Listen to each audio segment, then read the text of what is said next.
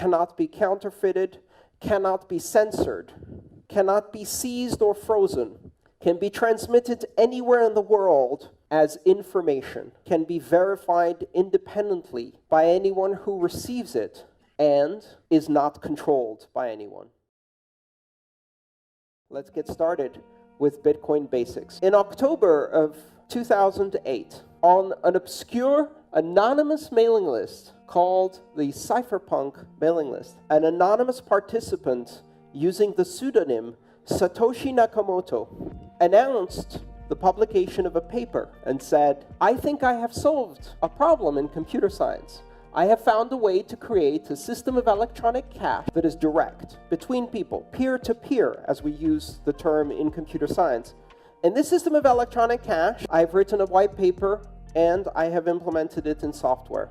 And on that day, Satoshi Nakamoto published the white paper.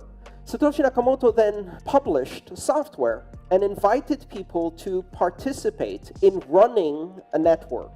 And this gives you the first hint as to how Bitcoin works. Bitcoin is software. Bitcoin is an application, among other things. You download this application, you run it on your computer. You can run it on a laptop, you can run it on a desktop, preferably on a computer that's permanently connected to the internet. And if you run this program, it reaches out on the internet and it finds other people running this program. It doesn't reach out to specific people. It creates a random mesh network, what we call a peer-to-peer network, where every participant in the system is equal. There's no special computer. They're all just talking to each other. It creates what in network terms we would call a crowd. So randomly reaches out and connects to various other computers running the Bitcoin software. And together they create a network. And that network is used to exchange and propagate transactions. These transactions are encoded in a digital format.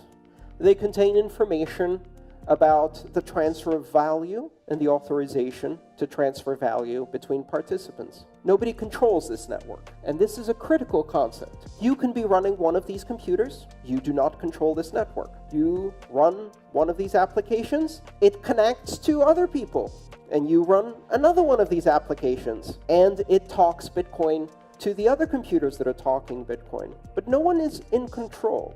That network started on January 3rd, 2009. And on that day, the world changed. For the first time in the history of money, in the history of trust, in the history of institutions, in the history of humanity, a system that is completely independent of authority, is completely independent of institutions, a system that develops trust as the result of collaboration, communication, and computation through cryptography was born. This system allows people to exchange value, to transmit money, and this money is called Bitcoin. So Bitcoin is the application. It's the software that you run on your computer that communicates with all of the other computers running the Bitcoin software. Bitcoin is the name of the network that runs, the Bitcoin network, which is the collection of all of these computers. Some 6,500 of them around the world, anywhere there is internet, are the ones we know that advertise their presence, several thousand more that don't, and tens of thousands that simply listen onto this network without actively participating, the Bitcoin network. And all of this is an infrastructure that is used to create and transmit value in the form of transactions expressed in a new currency, the Bitcoin currency. And the Bitcoin currency is unlike any other form of money we have ever seen before. First of all, as a form of money, it does not exist in physical form. Over thousands of years, money has become a more abstract form of value. You start with very, very tangible forms of value. Commodities, a goat, a banana, a pineapple. These are very poor forms of money because you can eat them and they rot or die and they can be lost. They're not very good forms of money because they are the thing of value. We went from that to gold, precious metals, and stamped coins. These are better forms of money because you cannot eat them. They do not die or rot. They do not represent the value itself. They are not the value. And this is an interesting concept. Money is not the valuable thing itself. Money is the thing you exchange for the valuable thing itself. It is simply a symbol, an abstraction. It represents something that can be carried that I can give to someone tomorrow, and they will probably give me bananas. That future promise of value is the essence of money. So the essence of money is the ability to have an abstract token that in itself is immutable, unforgeable, eternal, maintains its value, and represents the exchange of value in the future as a promise. And over time, these things have become less and less physical and more abstract. Why? Because people don't like changing. And if you tell someone, I'm not going to give you bananas for the work you did, I'm going to give you a shiny gold coin, but don't worry, you can use this to get bananas, they look at you and they say, I've always had bananas for my work. I think I would like to have bananas, not this yellow thing. 100 years later, they now believe the yellow thing is valuable. And then you tell them, now I'm going to give you a piece of paper instead of the yellow thing, but don't worry, you can still convert this into bananas. And most people say, I don't think that's real money, I want the yellow thing. And the world moves on. And eventually we change. You won't get the piece of paper either. You won't get the coin. You will go and look at numbers on a page or on a web page, and that represents the amount you have in the bank. But don't worry, you can still use that to acquire food, products, services. It really is money.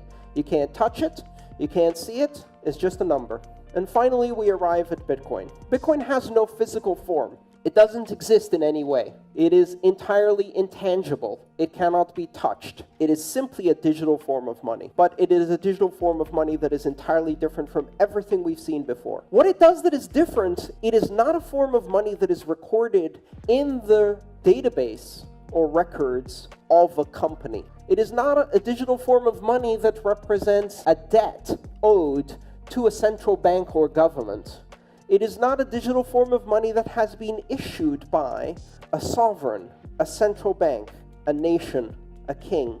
It is a form of digital money that has been issued through complex and energy-intensive computation on the internet, is recorded simultaneously on every computer that participates in the Bitcoin network, is validated independently by every computer that participates in the Bitcoin network, cannot be forged, cannot be counterfeited, cannot be censored, cannot be seized or frozen, can be transmitted anywhere in the world as information, can be verified independently by anyone who receives it, and is not controlled by anyone. Its value is not controlled, its issuance is not controlled, its ownership is not controlled. It is direct from one person to another person with no intermediaries. When you use Bitcoin, you see an application on your mobile device or on your desktop. This application tells you you have 3 Bitcoin. It allows you to enter the address of a recipient, which is a number, just like an email address. It allows you to select an amount of Bitcoin you wish to transact. And when you click send on your application, it uses the digital signature and private key that is embedded in your device to create and sign a transaction that is advertised to the entire Bitcoin network and says, I have transferred this value. And then the entire network now knows that this value belongs to someone else. They don't know who this someone else is. Nobody knows.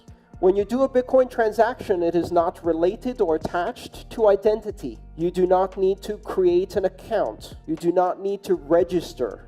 You do not need to provide ID or name or location or address, age, gender, race, religion, nationality, nothing. Which is bizarre because we've never had that in any legal system in the world. In Bitcoin, a software agent that is not owned by anyone through the use of cryptography can own and transact in Bitcoin internationally. This creates some very interesting and also very disturbing possibilities for the future. Artificial intelligence systems can own and control money without any living human being involved. You can have corporations that have no directors, no living humans in control, that are controlled entirely by software.